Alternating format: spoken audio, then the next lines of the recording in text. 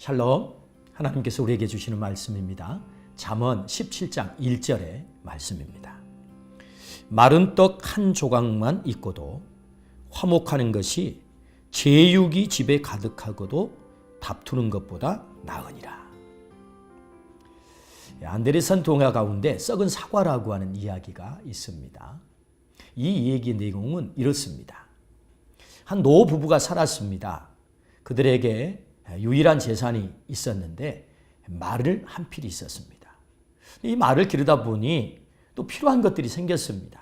그래서 노부부가 마음이 하나가 됐습니다. 이 말을 팔아서 다른 것을 더 쓸모있는 물건으로 바꾸면 좋겠다.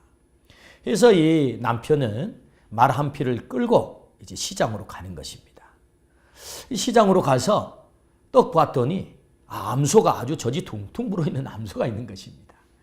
저 암소를 가져가면 내 아내가 날마다 우유를 먹을 수 있겠구나 생각을 하고 그 말과 암소를 바꾼 것입니다. 그래서 좀 있다가 보니 거기에 또 조그만 양이 아주 이렇게 젖이 퉁퉁 불어있는데 맞아, 내 아내가 저 큰 암소를 다루기는 쉽지 않을 거야. 그러니 저 양과 바꾸는 게 좋겠어 하고는 암양과 이 암소를 손해를 보고 바꾼 것입니다. 또 좀 있다 보니 이 거위가 꽥꽥하고 우는데 그래, 아내가 겨울에 추워. 그래서 따뜻하게 옷을 해 입을 수 있도록 거위 털이 필요해 하고는 거위랑 암양을 바꾸었습니다. 또 보니 그 날마다 계란을 낳는 닭이 보이는 것입니다. 그래서 거위와 또 닭을 바꾸었습니다. 이 닭을 가지고 이제 오려고 하는데 옆에 이 사과가 쌓여 있는데 썩어 있는 것입니다. 그런데 그걸 팔고 있는 것입니다.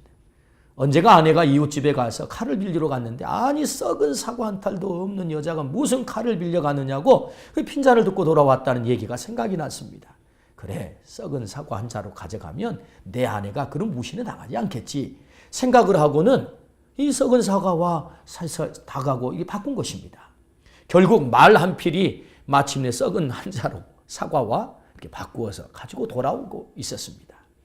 근데 우연치 않게 나그네와 한 나그네를 만나서 대화를 하게 됐는데 이 자초지종을 얘기하자 이 나그네가 박장대소를 하면서 이 바보 같은 사람아, 이제 당신은 집에 돌아가면 부인에게 당장 쫓겨나게 생겼습니다 하고 얘기를 하는 것입니다. 그러자 이 남자는 자신 있게 내 아내는 절대로 그런 아내가 아니라고. 그러자 이 나그네가 그럼 우리 내기합시다. 내기가 걸렸습니다. 그래서 가지고 있는 금화 한 자루와 만약에 당신의 아내가 돌아가 이 사실을 알고도 당신을 쫓아내지 않는다면 내가 이 금화를 주겠소. 이 내기가 걸린 것입니다. 돌아왔습니다. 아내에게 이 남편이 말합니다. 여보, 내가 말 한 필을 가지고 가서 이렇게 저렇게 해서 이렇게 썩은 사과 한 자루와 바꿔왔습니다. 이 아내가 이 이야기를 듣고 젖소와 암소와 바꿨다고 하자 그 우유를 먹을 수 있겠네요. 또 암양과 바꿨다니 양젖도 좋지요. 거위로 바꿨다니 따뜻한 옷을 입을 수 있겠군요. 닭과 바꿨다 하니 날마다 계란을 먹을 수 있어 좋겠군요.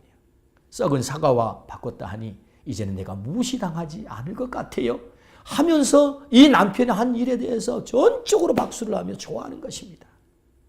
이 이야기를 들은 이 나그네는 자신이 가지고 있는 금화 한 자루를 이 남편에게 내놓을 수밖에 없었습니다. 썩은 한 자루와 그리고 많은 금화가 생긴 이야기입니다. 안데르센의 동화 가운데 썩은 사과 이야기입니다. 행복이란 무엇일까요?